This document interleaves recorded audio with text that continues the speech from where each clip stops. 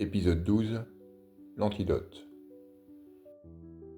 J'espère que tu as regardé les épisodes précédents dans l'ordre chronologique, sans quoi il te manquera des références pour comprendre celui-ci et les suivants. J'ai cité dans l'épisode 10 Jiddu Krishnamurti à propos des jugements que nous portons sur les choses. Et s'il est aussi difficile d'observer sans juger à ce jour, c'est le fait de notre système éducatif qui enseigne de manière quasi dogmatique ce qui est bien ou mal, juste ou injuste, parfait ou imparfait, par le biais de comparaisons, d'a priori, de critiques négatives, frappées du sceau « j'ai raison, tu as tort ». À bien l'observer, cette attitude ne produit que de la souffrance. Elle apporte de la compétition là où la coopération serait utile, elle dresse des barrières là où des ponts seraient nécessaires, et sème le désordre là où siégeait la tranquillité intérieure. Voici donc l'antidote pour sortir de ce cercle égotique vicieux. Les 4 accords Toltec, tirés du livre best-seller de Don Miguel Ruiz en 1999. Ces enseignements puissants sont tirés de l'interprétation libre de l'auteur à propos de la sagesse Toltec. Les Toltecs étaient un peuple de bâtisseurs vivant au Xe siècle dans l'actuel Mexique. Ils étaient pourvus de grandes connaissances universelles. Un accord Toltec est un contrat que l'on fait avec soi-même, un code de conduite que l'on instaure pour nous épargner la souffrance mentale.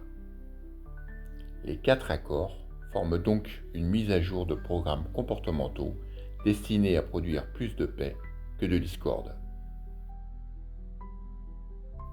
Il te faudra une introspection soutenue pour comprendre et t'approprier cette sagesse.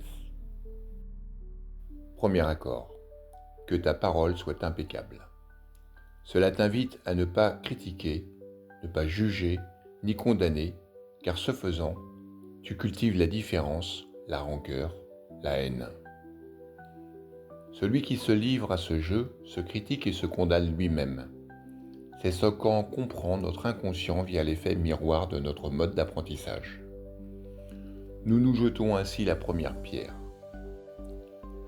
La parole est l'extériorisation d'une pensée.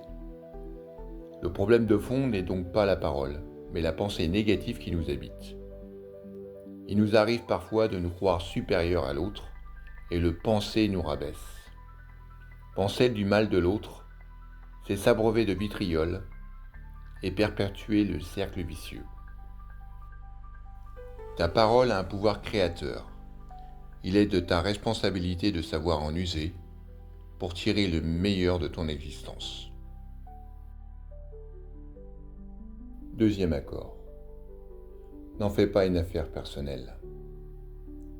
Tu es comme cette marguerite dont le cœur est protégé par ses pétales. Chacun d'entre eux est un masque que tu revêts en fonction d'une situation donnée.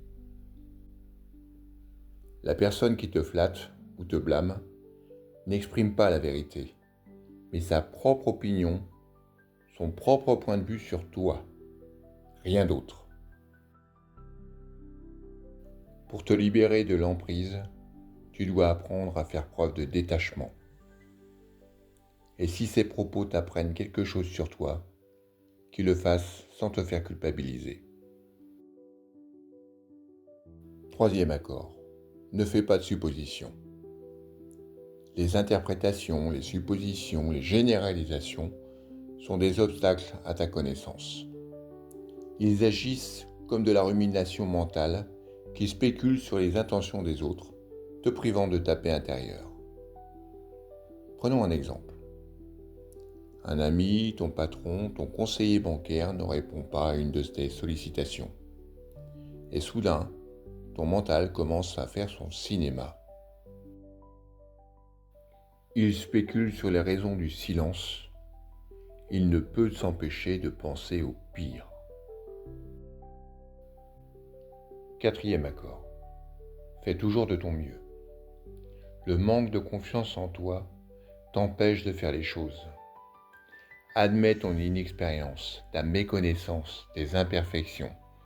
Cela te permettra de mettre ton cœur à l'ouvrage. Naturellement, le retour de chaque essai t'aidera à mieux faire la fois suivante. Et ainsi de suite. Si tu dois évaluer quelque chose sur toi, évalue la quantité d'efforts que tu as produits, et non les résultats. Ces 4 accords ont contribué à faire de moi une personne plus patiente et plus compréhensive. C'est tout le bien que je te souhaite.